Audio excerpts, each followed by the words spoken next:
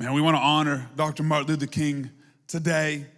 And what a dream he had, what a life he lived, what an example he was. And in the middle of we're kind of in the middle of a series on dreams. We're going to teach on that today. This morning, I'm sitting in the kitchen with my wife and our middle child, Nora Jane, our little Nora Nato. If you haven't been around here, you haven't heard many of her stories, but she's nonstop, little tornado, so we call her Nora Nato. And she's talking to us about Martin Luther King, and they were learning about him all week in kindergarten this week. And I love the heart of a child, the innocence, and she has two best friends, two little girls that are best friends in her class, and neither of them are white. And she's like, Dad, why would someone not like you because you're not white? And I was like, it's a great question, actually. And she goes, well, if someone doesn't like my best friend, I would fight them. I was like, let's go, girl. Let's fight. Who we fighting? Let's fight them. We in. And she's like, I'm serious. What's her friend's name? So Isabella. It's like, if someone doesn't like Isabella, I'll fight you. And I was like, let's go. Come on, somebody. Let's fight. Who we fighting together, Nora? And I love the innocence of a child. I also love that you're not born with hate. That's taught. That's learned. And so the heart of a child is just to love, and I love hearing that about Nora, and hopefully we have that same heart, that, hey, if you got hate towards a person, we'll fight you over it. And so I was like, we want to honor Martin Luther King, just the life he lived, the dream he had. And I have a question for us as we're jumping in today. Dr. King had a dream that was so big, that was so profound, that was so powerful, that was so God-given, that he was willing to live uncomfortable. He was willing to go to great lengths to live in days that cost him days in jail, cost him days on front lines, cost him to put his body in harm's way, cost himself to put himself in danger, not because he wanted to be uncomfortable. Not because he wanted to be oppressed, not because he wanted to be assaulted, not because he did it because the dream was so big that it pulled him into those moments because the dream was worth fighting for. How many of us in here today have a dream that has ever put us in a tough situation? How many of us have a dream big enough to pull us into a valley? How many of us have a dream big enough to push us to uncomfortable moments? How many of us have a dream big enough to actually make us uncomfortable? Or do too many of us in here today, do too many of us online right now, are we only dreaming about what is comfortable?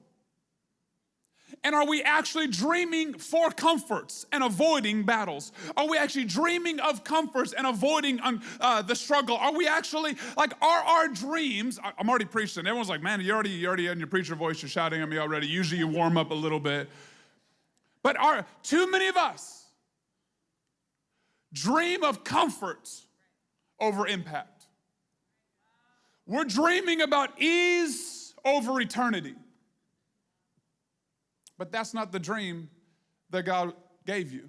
That's not the dream you were born to live. That's not the dream that God is trying to mold your life with. You see, every single one of us was created, was born, was designed by God to live a dream that impacts eternity. You were created to live a life that's so big, that's so grand, that's so impactful, that's so meaningful that it changes eternity. But too many of us are more focused on living comfortable today than we are impacting eternity tomorrow. I love the example that Dr. King set for us, that a dream from God is worth fighting for. But too many of us have stopped dreaming dreams for eternity, and we're simply dreaming about comforts for today. Maybe we could take a step back and evaluate the dreams that we're living with. I love our pastor said it last week. When you ask a kid what they're dreaming about, they're just so big. I want to be a fireman. I want to be an astronaut. I want to be a professional football player. I want to own a company. And they're like, and then when I turn 30, you're like, oh, that's before 30. That's pre-30. Just like Nora Just like children, you have to teach hate. Some of us have been taught small thinking. You weren't born to be a small thinker. You weren't born to think small. You weren't born to box yourself in. You weren't born to look down. You were born to look up to the stars. You were born to dream bigger. You were born to risk more. You were born to say, God, what can you do with my life? If I put my life in your hands, how far can we go? How much can we do? How many people can we serve? How many people can we reach? What can I give? Not what can I get? How can I serve? Not how can I be served? How can I pour out my life for humanity instead of dreaming for comforts? You were born to be a big dreamer. I want to talk about the life of Joseph today. Joseph is in the Old Testament. The majority of his life is written from Genesis 37 through Genesis 51. You should check that out. Read the whole life of Joseph. But I'm just going to jump through parts of his story today, starting in Genesis 37, verse 5, In Genesis 37, 5 through 8, it says, Now Joseph had a dream, and he told it to his brothers, and they hated him even more. Now, backstory is that Joseph was the favorite of his father. His father had 12 sons, and Joseph was his favorite. So they hated him because he was favored. They hated him even more for this dream. So he said to them, Please hear the dream which I have dreamed. There we were binding sheaves in the field. Then behold, my sheaf arose and also stood upright. And indeed, your sheaves stood all around and bowed down to my sheaf. And his brothers said to him, Shall you indeed reign over us? Or shall you indeed have dominion over us? So they hated him even more for his dreams and for his words. It's a random dream. Now, let's be honest right now. We can be honest. Joseph's probably not the brightest person right now in the world for telling this dream to his siblings. This might not have been the best move on Joseph's behalf. He might have wanted just to hold that, write that in his journal, and call it a day. His siblings might not have been the people that were best receptive to that dream. I know if I have 2 siblings, Tasha, the redhead that sings, she lip syncs, but she sings nonetheless. Okay. It gets me every time. I'm always like, you can sing, but you can't talk, so you can't make fun of me when you sing, but when I talk, it's a free game. And I got to be honest, the first time I ever made that joke was, a long time ago now. And it's just a repeat, but I'm not going to get rid of it as well. And someone asked me, is she really lip syncing? I feel horrible. I have to admit this now in front of all of you. I said yes. I don't know if they knew I was joking or not. So if you were that person, I repent. I repent in front of all of my brothers and sisters in the Lord, and now God is faithful to forgive me of my sins. And thank you. It's a vulnerable moment being up here, guys. And but I have my sister here, Tasha, and then we have a younger brother, Micah, who always, you never will see him, you don't know, he just exists in the background. And he's not a stage person. In fact, actually, he's in Army intelligence. He's serving our nation, and we love Micah. And so I have 2 siblings, but I'm not gonna lie, I don't think they'd be very receptive. I was like, guys, amazing dream last night. So we're out in the field, we're binding sheaves, because we're farmers, so we're binding sheaves, and then your sheaf bowed. I don't even know what a sheaf is, but you had one, and it bowed to mine. Mine was all like upright and posture. Like my sheaf was like whoop, and then your sheaves bowed. Yay! Isn't that a cool dream? I don't think they're very receptive as a sibling to that dream. So I'm not saying that Joseph's making great choices right now, telling his siblings about this dream. But I want to bring your attention to, it says that Joseph had a dream. And when you look that word up in the Hebrew, it actually doesn't translate just dream, it translates had a dream, because it's one Hebrew word that makes the 3 English words for us. And a better way of translating it isn't just that Joseph had a dream. You also could translate it that the dream had Joseph. The dream had Joseph. You see, every time you have a God dream, you'll have a dream that has you more than you have it. See, Dr. King had a dream, but the dream ultimately had him. And because it had him with such strength, it was attached to him. It had his heart. It was so embedded in who he was that he was willing to live his life for this dream that had him. I think we're standing in a sanctuary today. Mill Creek, you're in a sanctuary right now. That's the fruit of our pastors that didn't just have a dream, but the dream had them at such a capacity that they were willing to go through ups and downs. They're willing to fight through battles. They're willing to cry out to God. They're willing to pray, stay up all night in prayer. They're willing to go through what it took to see the realization because a dream had them. Does a dream have you today, church? Does a dream have you? Do you have a dream from God that is so strong, that is so deep, that is so eternal, that is so much bigger than you, that the dream actually has you? I need you to catch this as well. Dreams don't equal paychecks. Now, some people's dreams pay them, but that's not the same thing. Often we hear, if I have a dream, it should create a career. Stop looking at your profession as your dream. Stop looking at your company as your dream. Stop looking at some way that you can make money as trying to connect it to a dream. A dream is much bigger than a paycheck. A dream is much bigger than a 9 to 5. A dream is bigger than a vacation. A dream is bigger than like healthcare. A dream is bigger than what you could get from an employer or employees. A dream is bigger than that. Too many of us try to attach our dreams or our purpose or our calling to what we do on Monday morning. It's bigger than that. Do you have a dream that has you? Joseph had a dream and it had him so big. It said he didn't just have a dream. The dream had Joseph. Genesis 37:19. Brothers get a little more upset about this. In 37:19 through 20 says, they, the brothers, said to one another, look, here comes the dreamer. Come therefore, let us kill him and cast him into a pit. And we shall say, some wild beast has come and devoured him, and we will see what will come of his dreams. And we will see what will come of his dreams. If you're a dreamer, you're always going to offend the dreamless.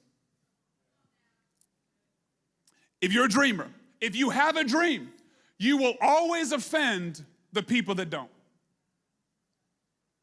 You will always frustrate the dreamless. The dreamers will always create animosity inside the dreamless.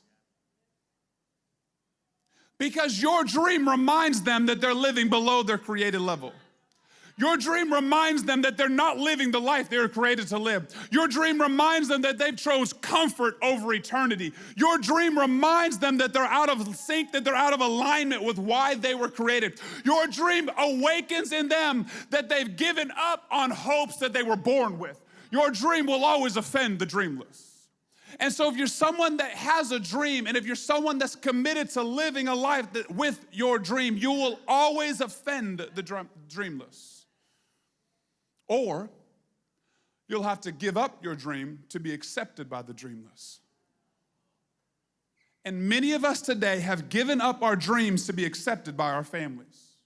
We've given up our dreams to be accepted by culture. We've given up our dreams to be accepted at the workplace. We've given up our dreams to be accepted by our culture, by our background, by our family.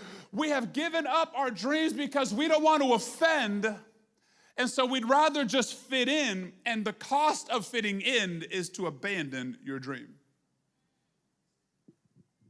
But those with dreams will always offend those without them. Have you given up on your dream? Have you given up on that thing that keeps you up at night? Have you given up on that thing that you were a child and you were dreaming about it? You were hoping, you were like, that drove you. You see issues that no one else sees. You care about things that are like, man, I care about that. This misuse, this overlook, these people. It just stirs me. Have you given up on what stirs you the most only to fit in with those around you? Have you given up your dream at the price of being accepted by the dreamless? You see, they said they hated Joseph because of his dreams. They said, let's see what happens to those dreams now when we throw this kid in a pit. They go on to take him out of the pit. The story goes, and they sold him into slavery. You see, a God dream always starts with a dream having you. Second thing is, a God dream is never straight and narrow. It's never straight and up to the right. You know what I'm talking about? Like, I think a lot of us think that God dreams should be easy roads.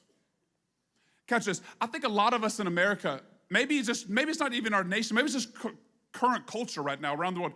Many of us, and this is a lie that most of us have accepted, if it's hard, it's not of God. We just somehow think that the life God's called me to should be natural and easy and no hardships. There should be no struggles.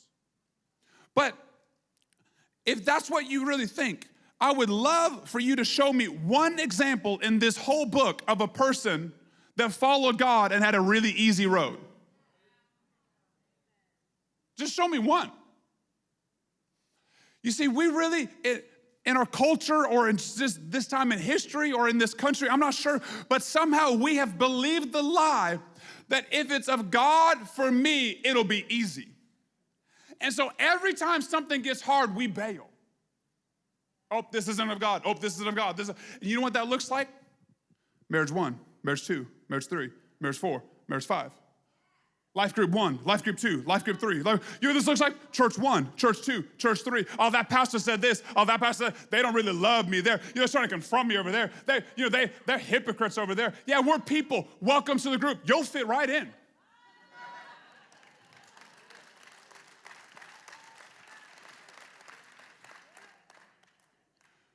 Because when we have hardships, we bail. Because we've believed the lie that if it's of God, it should have been easy.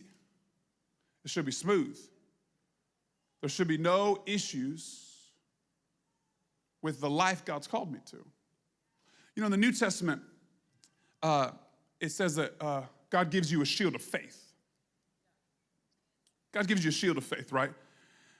Now, if someone walked into this room right now and they had like a real shield, like not just like not a toy shield, even though that'd be like weirder, but like a real shield, it would make me nervous, right? Security would be nervous. All these guys on these front rows, a little earpiece, they'd be like, security, we got a shield, we got a shield. Well, we got a shield guy on the nine, eyes on. All just nervous, just watching. Why? Because that would be off-putting. People just don't walk around with shields unless they're expecting something that we don't know about. So then I'm nervous. I'm going, wait, should I have a shield? What's going on? What are you expecting that I don't know about? Why? Because shields are only used when something is coming at you.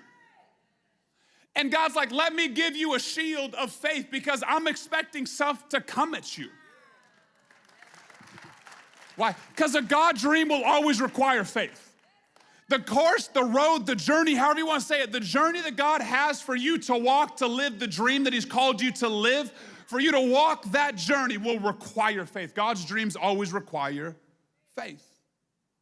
So He gave you a shield of faith. So your faith can defend you against the attacks, against the roadblocks, against the issues that will try to come at you while you live the life He has called you to live. And too many of us get to a roadblock, get to an issue, get to a struggle, get to a battle, get to an attack, and we bail on our dreams because we think that attack signals that it's not of God.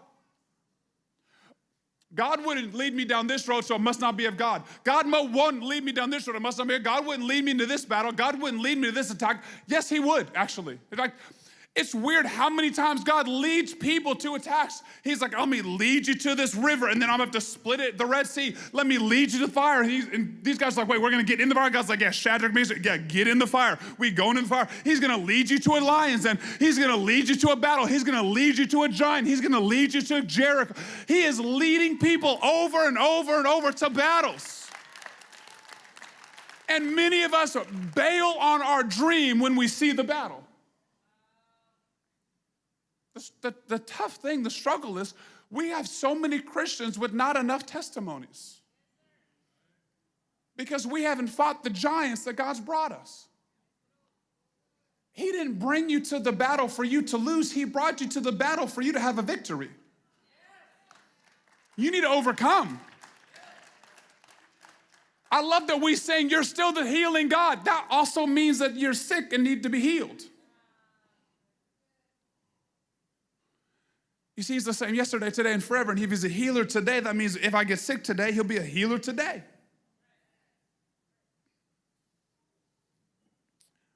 It's going to require faith to live the life that God's called you to. So he gave you a shield of faith. God didn't give you rollerblades. He gave you a shield of faith. That's not what he's not like, listen, this is going to be easy, so let's give you some blades. You're just going to cruise through life.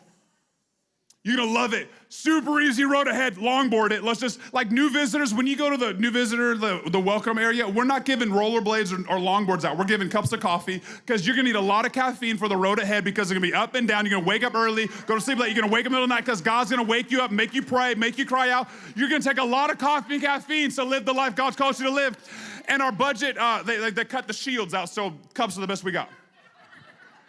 They were like, no shields at church. Where I was like, coffee? They're like, we'll do coffee mugs. And so we're giving you a coffee mug today because the life that God's called you to live is going to take some grit. It's going to take some fight. It's going to take some faith. It's not easy. It's not smooth. It's not just like, oh, this is easy and downhill and I'll just like longboard the rest of my life. No, it's going to take grit and a battle, but you are called to be an overcomer. So start dreaming and start overcoming and start living the life that God calls you to live.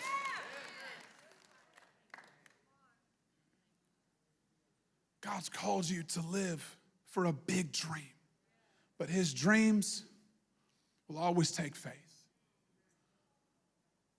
Turn me to Genesis 39. Genesis 39. God's dreams don't come with straight paths. Watch this. Joseph's master, he was sold as a slave in Egypt. And the master he was sold to, Potiphar. Joseph's master, Potiphar, took him and put him in the king's prison. Put him in the king's prison. See, I think this is fascinating to me that it marks the king's prison. So watch Joseph's life for a minute. He's the favored son. He's the hated brother. He's sold into slavery. As a slave, he's honoring his master. He's honoring his Potiphar. He's doing the right by God. It says in the Bible multiple times that God was with Joseph, that his favor was on Joseph, that his grace was on Joseph. And out of nowhere, someone lies on Joseph and they throw him in the king's prison. God's road to your dream is going to be windy. And I think many of us have felt like we've taken a step back from our dreams and we think that we're now out of our destiny. But a step back from destiny is not a step out of your dream. God, from his perspective, can see all of it working together. He can see what he's working on. He can see what he's developing. He can see where he's leading and guiding you. And he can see that you are not out of your dream by any reach, by any step, by any means. But too many of us bail on our dream when we see that we think we've taken a sideways step. You see, Joseph goes into prison. If your dream was for people that you saw to bow to you and you're in prison, I'm pretty sure that that's the furthest thing from your dream. He was put in the king's prison. Many of us have had setbacks, have had failures, have had pains, have had heartbreak, and we think that that's moved us backwards. We think that we've taken a step sideways. We think our dreams are further than they ever have been. But if we could stay faithful to God and faithful to the journey he's called us to, while the road may look windy and up and down and backwards and looping around, God still has you right where he wants you. He's got you locked into where he needs you to be to elevate you to the dream that's in your heart. You see, I love that it says that it put him in the king's prison. There was other prisons, but for some reason, Potiphar's like, I want you in the king's prison. Now, what Joseph had done, or was accused of doing, was easily punishable by death. Potiphar had every right to say, if that's what you're accused of, I can easily kill you. But he put him in the king's prison. Because God knew that in some time, there was a butler and a baker coming to that prison. And God said, listen, I'm not gonna put you in that prison, but I know where I need you to be to elevate you to the dream that I put in your heart. I need you to cross paths with that butler and with that baker. See, hear what I'm saying. Don't hear what I'm not saying that God puts you through that abuse. I'm not saying God put you through that divorce. I'm not saying God put you through that heartbreak. He's saying he put you through that failure. What I am saying is he can use everything that you've ever gone through to put you right where he needs you to elevate you to the dream that's in your heart. Yeah, God didn't put Joseph in prison, but he used that prison where Joseph was to get the dream that was in his heart, because Joseph needed to cross paths with that butler and with that baker to get elevated to Pharaoh, to bring the dream that was in his heart out. You think that your past disqualifies you. You think that that divorce disqualifies you. You think that that miscarriage or that abortion disqualifies you. You think that those failures disqualify you. You think that your family disqualifies you. You think that your culture, your skin color, your nationality, you think that your language barrier disqualifies you.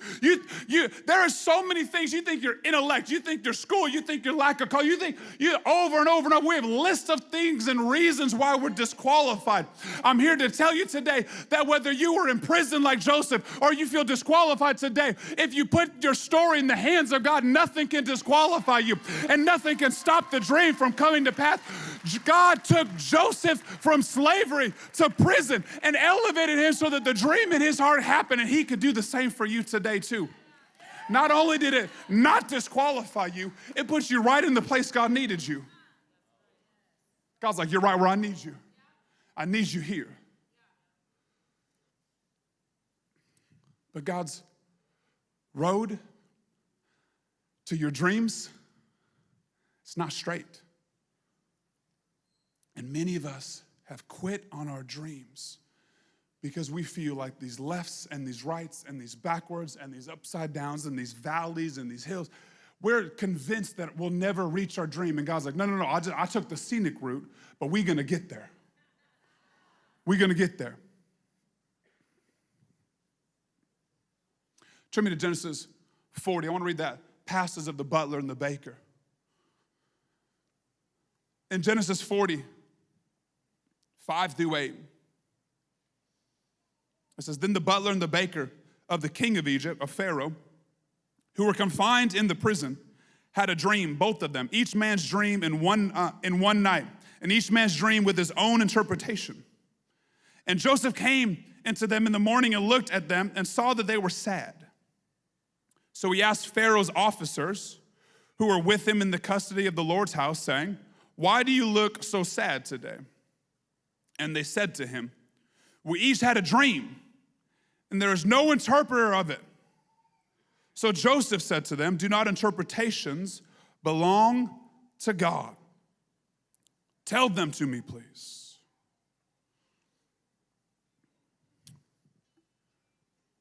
God's dreams will always require faith, and God's dreams always include others. God's dreams always include others. If your dream doesn't take faith and if your dream doesn't include others, it's not from God. If your dream doesn't impact others, it's not from God. If when you fulfill your dream, you're the person that benefited the most from it, it wasn't from God.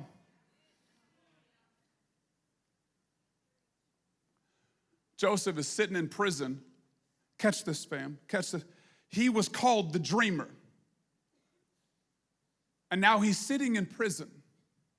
I can't imagine how helpless he felt. I can't imagine how abandoned he felt. I can't imagine how hurt he was. I can't imagine just how deep that wound in his soul could have gone after his family sold him, after his boss lied about him, after he finds himself in prison. And somehow this dreamer has the humility to interpret someone else's dreams. You see, God, before he materializes or before he realizes your dream, will always require you to serve someone else's dream. He'll always test you to see if what you're called to, you're willing to give someone else. You doubt me? Well, follow me on this. What did he call Abraham to do? Be the father of many nations. What couldn't Abraham do? Have a child. When Abraham had one child, what God asked of him? Give me that child. But God, whoa, hold up. I couldn't have kids for 100 years. Now I have one and you want it back. I'm supposed to be the father of nations. Give me that one. You see, before I'll give you what I've called you to, I gotta make sure that you're trusting me the whole time. He looks at Joseph and says, I've called you a dreamer, but will you serve someone else's dreams first? No, God, I'm the dreamer. No, serve their dream. No, I'm the dreamer, serve their. God, you gave me the dreams. Interpret their dreams, please. God, you've called me to this business, serve that business. God, you've called me to this investment, serve that. God, you've called me to be, serve this. But God, that's in my heart. We'll serve what's in their heart. You see, before Joseph's dream was realized, he had to serve someone else's dreams. Your God dream will always require you to serve and give and love and be humble to another dream. Will you bail on your dream when God asks you to serve someone else's first?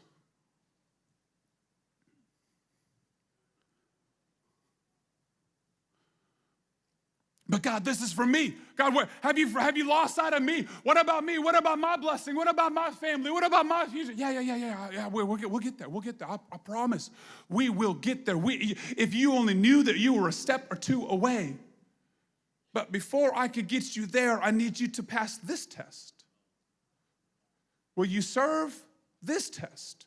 Will you love this person? Will you witness to this person? Will you love this person? Will you wash this person's feet? I love in the New Testament, Jesus says that when you clothed them, you clothed me. When you fed them, you fed me. When you served them, you served me. When you gave to them, you gave to me. When you visited them in prison, you visited me. When you did it to the least, you've done it. Will you do it for someone else before Jesus does it for you? Or will you bail on your God-given dream because God didn't serve you first?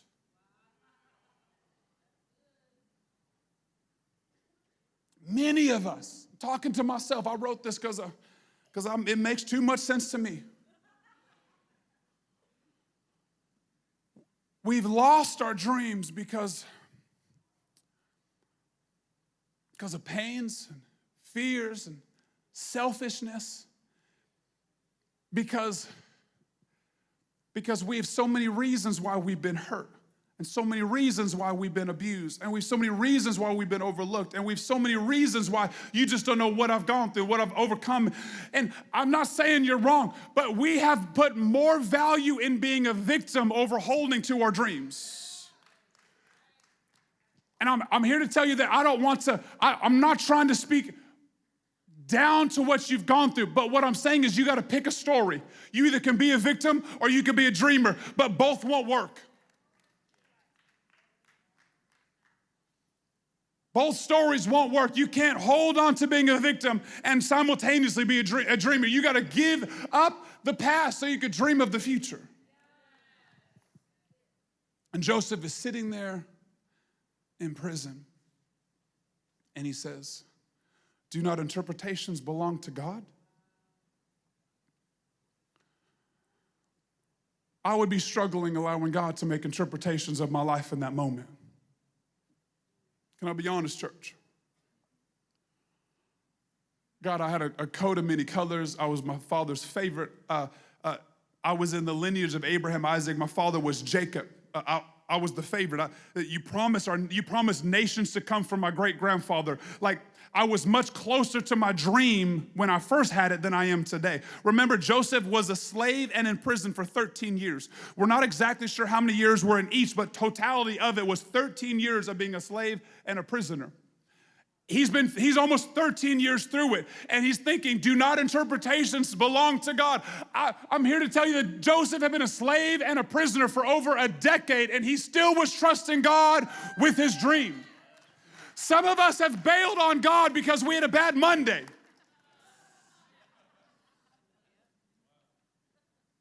And Joseph said, don't interpretations belong to God? I don't know how this makes sense, but I'm going to trust God. I don't know how I took a step forward towards my dream when I went to prison, but somehow God saw it and he thought that was the right step, so I took it. I don't know how this bad doctor's report is gonna work. I don't know how this pain is gonna work. I don't know how this issue is gonna work. I don't know how this setback's gonna work. I don't know how this loss is gonna work, but God is gonna work it out for my good because I'm trusting him, because I'm following him, because I won't bail on the journey for the dream. I think Dr. Martin Luther King is such a great example that he would not give up the dream that God had given him regardless of how he felt in the moment. I promise you, there was many Mondays that he thought, this isn't worth it. You don't know what I'm going through. You don't know what I'm battling. You don't know where and you wanted us to, we would agree with him. But he said, I won't give up. Why? Because the dream had him. So the dream pulled him through the hard days. The dream helped him overcome the struggles. The dream pulled him through the battles. What will your dream pull you through? What will your dream allow you to overcome? What will your dream say? Get back up and fight again. Get back up and believe again. Get back up and get that shield up. Get your shield up. Yeah, the battle is coming, but you're going to be an overcomer. Lastly, as the band comes to the stage, first off, for you to have a God dream, the dream has to have you. A God dream is never a straight road. You got to know that, family. It's not straight. It's not easy. Lastly, a God dream always has tension. There will always be tension in a God dream. Genesis 45 and verse 7. Can you guys throw that on the screen for us? Genesis 45:7 says, God sent me. This is Joseph talking to his brothers as they had found him in Egypt. God sent me before you to preserve and to save your lives by a great deliverance. Now, hold up.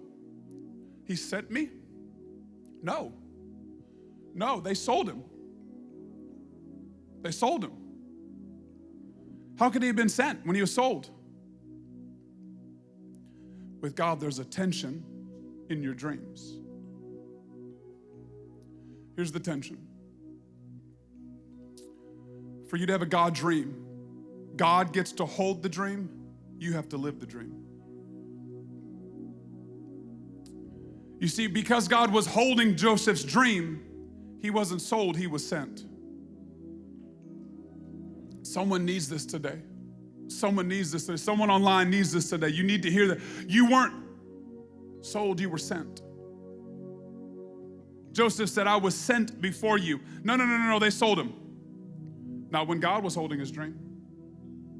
You see, God was bigger than them. God was bigger than Joseph. God was bigger than the traders. God was bigger than Potiphar. God's bigger than Pharaoh. And God had the whole thing worked out. Why? Because in God's sovereignty, no matter what man tried to do to Joseph, as long as Joseph left his dream in the hands of God, God was sending him from one place to the next because God was going to make his dream happen. The tension of a God dream is that you have to leave it in his hands, but you're the one that has to live it. See, the struggle is that Joseph was the one that was a slave, not the brothers. Joseph was the one that went to prison, not the brothers. Joseph had to live out. And Joseph's like, I'm just trying to dream of a better life for you. I'm trying to serve you. I'm trying to help you. I'm trying to love you. I'm trying to make things better for you. How come he had to be the one that goes through the pain if he's the one trying to dream of helping others? How come you gotta take the high road? How come you gotta forgive when they hurt you? How come you gotta be the overcomer? How come you have to let go of the baggage? How come you have to be the one that overcomes the abuse? How come you gotta let go of the struggle that you went through? How come you have to be the one? Because you're the one that left your dreams in the hands of God. And because you won't be defined as a victim, you'll be called a dreamer. And therein lies the tension of a dream from God. He holds it, and you live it.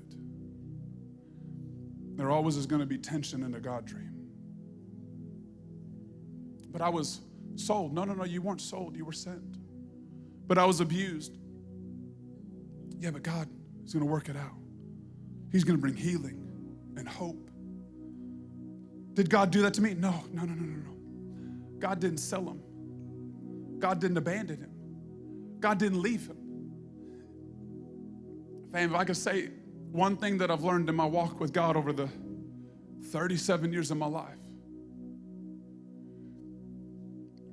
I love the mountaintops of my life. But if I'm being honest, it's in the valleys that I hear God the most. I love the mountaintops. I love the view. I love the victory. But it's in those valleys that I sense his presence. God didn't leave you when you were going through those pains. God didn't leave you when you felt abandoned. God didn't leave you when you felt hurt. God didn't leave you when you felt like your dream was drifting and was fading and was further away than it's ever been. No, God didn't leave you. He was setting you up for the next move he needed to make. People may have thought they sold you. People may have thought they abused you. People may have thought they misused you. People may have thought they overlooked you. People may have thought that, but that wasn't God. God was with you all along, and God sent you to the level, to the place, to the location. God was sending you when they were trying to sell you. In Genesis 50, verse 20, one of my favorite verses in the Bible, Joseph looks back at his brothers and he says, what you intended, what you meant for evil, God used for his good. What you meant to destroy me, you said, well, what's going to happen to this guy's dreams now? Now what? See, what you meant for evil, maybe what your parent meant for evil, what your first spouse meant for evil, what your friend meant for evil, what that business partner that hurt you meant for evil, whatever it was that tried to harm you, that tried to hurt you, that tried to, whatever it was that was intended for evil towards you, God will use for his good. But the tension is that you have to leave your dreams in his hands. You can't take it back. You can't get back on your own. You can't show them on your own. You can't get even. You gotta say, God, I'm gonna leave my dreams in your hands. I'm gonna leave interpretations up to you. I don't know how this makes sense yet. I don't know why I'm a slave. I don't know why I'm in prison. I don't know why I'm going through this. I don't know why I'm fighting all these battles. I just don't get it, but I'm gonna keep looking to you as the interpreter of what I'm going through. And at the end of your life, God meant, what the devil, what the enemy, what the person meant for evil, God, he's going to use for your good. With every head bowed, with every eye closed, with those praying that can, in either of our rooms or for our online family right now, I want to pray for anyone in these rooms, anyone online that doesn't know Jesus yet. If you've never started a relationship with Jesus, this is your moment right now. This is a holy moment for you to connect with your God, with your Savior. Maybe you're even in these rooms and you think that you made Jesus your Savior, but you've never submitted and made him your Lord. This is your moment to start a relationship with Jesus, to give over control of your life, to give him your dreams, to give him your passions, to give him your future, to give him your pains and your fears, to let go of the past and give him the dreams of your future.